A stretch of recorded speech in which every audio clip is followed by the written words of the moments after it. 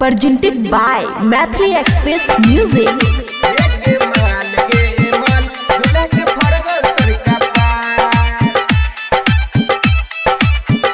खुशी recording studio Baluaha. परसों मत करबा रहो, परसों मत करबा रहो, कल है से मुदान। हे रे जान रे जान, हे रे जान रे जान, आई खुन जाय छियो ससुराल। हे रे जान रे जान, आई खुन जाय छियो ससुराल। होनो नहीं केलही हमरा, होनो नहीं केलही हमरा, जाय छी ससुराल। हे गे माल गे माल, हे गे माल गे माल, दुल्हा के फड़बो तोर कपार। हे गे माल गे माल, दुल्हा के फड़बो तोर कपार।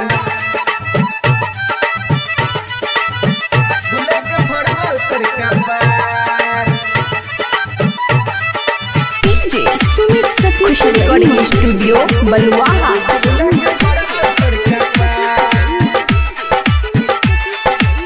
सिम खराब भेल पहले रहो जान रे, केना के करतियो यारवा तोरा फोन रे। तोरा बिना हम न जीवो, कलही कोन काम गे। पहले दोनों तोरैरी है गाछी में आम गे, गाछी में आम गे। गे याद छोटी ना भूल गेली।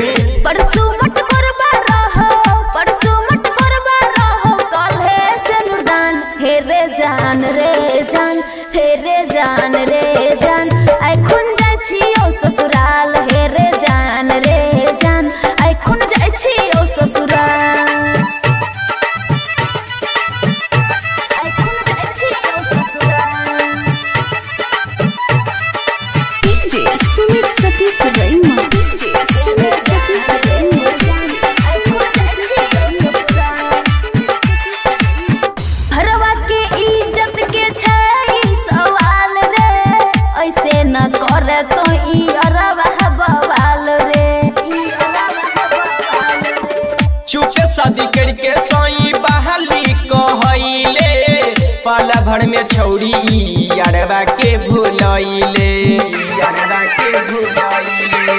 ए सुनो तुम बेवफा हो, रम के किशन के अमन यक्की के पारा तो सराफ। हे गे माल गे माल, हे गे माल गे माल, दुल्हा के फोड़बो तोर कपार। हे गे माल गे माल, दुल्हा के फोड़बो तोर कपार। सुनली गे। खुशी रिकॉर्डिंग स्टूडियो